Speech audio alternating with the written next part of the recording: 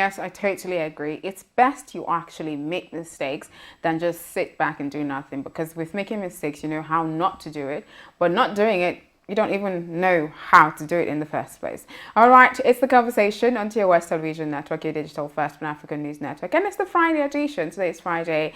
And as always, The Conversation promises to be very insightful, very engaging, and very interesting. My name is Adesu Alsui. And my name is Merciful Arjuna. It's Friday again. You're doing that again. Okay. How you doing? I'm very well, thank you. You look amazing, by the way. Same here. I mean, I'm going to say with the same of you because we're twinning in a way, you know, different colors, but still patterns. Okay. All right, let's move straight into stories and developments from across the African continent. We'll be starting from Somalia this morning. So President Mohamed Abdullahi Mohamed yesterday withdrew the powers of Prime Minister Mohamed Hussein Roble. The Prime Minister has violated the transitional constitution, so his executive powers are withdrawn, especially his powers to remove and to appoint officials until the election is completed, the Office of the President, popularly known as Famajo, said in a statement. And moving to Guinea and Mali, the Economic Community of West African State, ECOWAS, in its toughest response yet to a run of military takeovers on Thursday, imposed sanctions against the junta in Guinea and those slowing Mali's post-coup transition. The sanctions the West African leaders decided on to pressure the junta leaders to return the country to constitutional rule at an emergency summit of the West African bloc in Accra, Ghana. Yeah, we're waiting to see how that actually pans out. Moving away from, Guinea and Mali and the ECOWAS to Kenya. Kenya's former sports minister was found guilty of siphoning of funds meant for athletes in the Brazil Olympics 5 years ago and was sentenced to 6 years in prison by a Kenyan court on Thursday, that's yesterday. A magistrate court in Nairobi found Hassan Wario guilty of abuse of office in connection with the loss of funds. When power is given to you, when authority is given to you, what do you do with it? Right? Yes.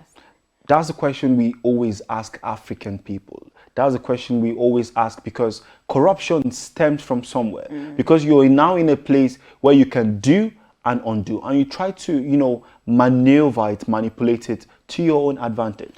So it begins from the very little things. Yes. The little guy in the classroom that has now become the class monitor and is now told to write names of noisemakers and decides to write those that are not his friends. Looks like that happened to you. Yes, I mean it's everywhere. So it happens to everybody. So if it's happening to a former minister in Kenya, it's happening to a class monitor, I think we all need an idea change, right? We need a reorientation, yes, on how to do things when you're in a position of power and authority. Yeah. And I think if we can get that sorted, Africa will be a great continent. I just think one of the problems that the sports industry is facing across Africa is corruption. It's amazing how we would send athletes to international competition and expect them to, bring medals when you're siphoning the funds meant for their training to actually properly equip them to be able to compete in that, on the world stage. It's very sad, and I'm glad really that sad. Justice is taking its course. Yeah, at the end of the day. Okay, with that, we're bringing you COVID-19 updates from across Africa. And afterwards, it's going to be the big story.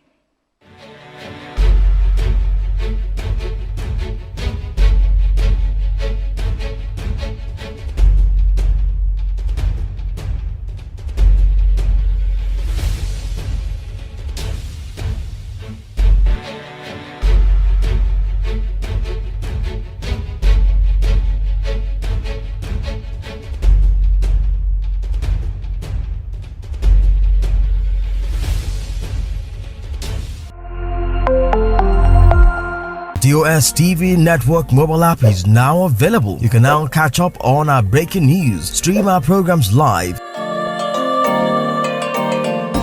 watch out for the latest update on sports and politics as they unfold. You can also get notifications for our upcoming programs and events. All these on our TOS TV Network mobile app, available on Apple Store and Google Play Store. TOS TV News from Africa by Africans.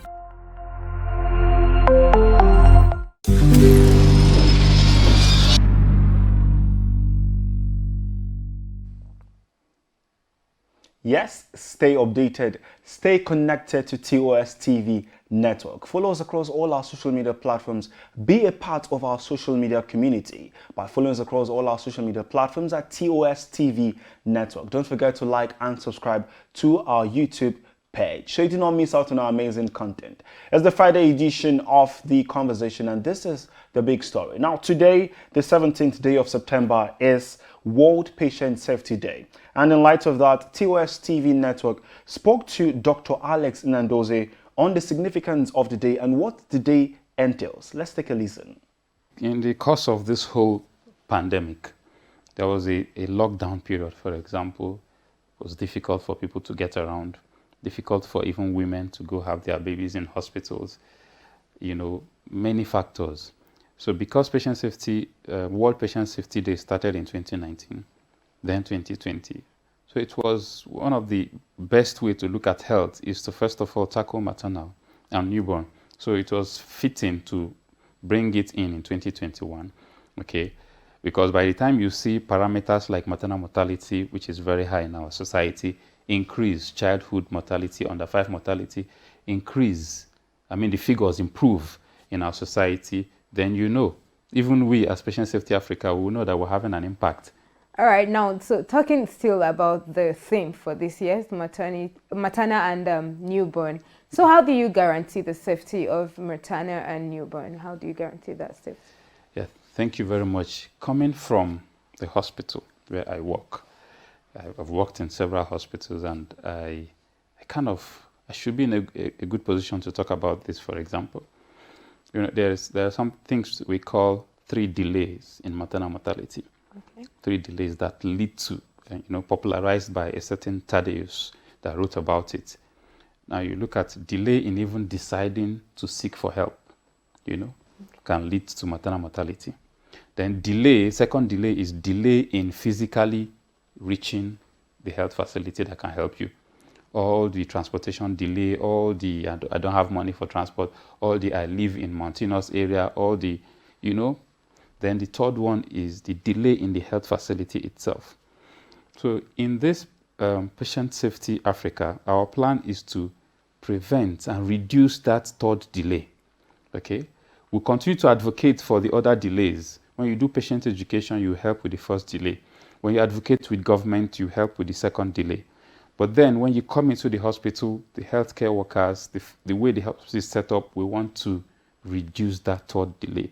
When somebody has come, the way you talk to them, the bureaucracy they have to follow to get card, to get lab result, to get seen, what we call Cervicom in our own part of the world, all these Cervicom processes, all these things have to be looked at.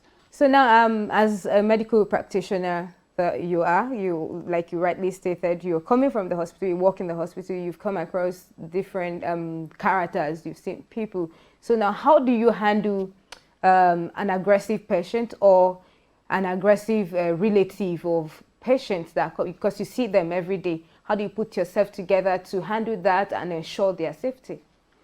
Okay, so unfortunately, in our part of the world as well, we have what I like to call the Boomerang Effect. This patient is coming from a place of, this time that I don't have money is when this health challenge is coming. So they are already going to the hospital late because they are waiting to see if money will come or if this thing will just improve or if prayer will take it away, and it's not happening. So they are coming, they don't have money. Most times when a man doesn't have money, he wants to use power to cover it. Now there are many factors, many societal factors on top of this person. So the person is coming unhappy. Now go to the other side of the health worker. The health worker is a product of the society too. Probably he has not paid his children's school fees or landlord's money, or he has not seen light in his house for days, or he has just done his shift, or he or she, and then you come and he's trying to tell you that please wait for your turn, and maybe he didn't even present it well, and you are coming with your own matter, you fire, he fires, so it's everything boom. I call it a boomerang effect. So unfortunately, that is what we see.